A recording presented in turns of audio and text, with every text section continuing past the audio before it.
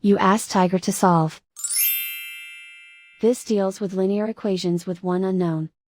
The final result is x equals 8. Let's solve it step by step. Swap sides. Group all constants on the right side of the equation. Add 12 to both sides. Simplify the arithmetic.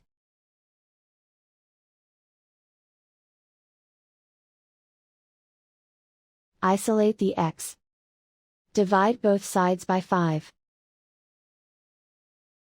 Simplify the fraction. Find the greatest common factor of the numerator and denominator. Factor out and cancel the greatest common factor. And so the final result is x equals 8.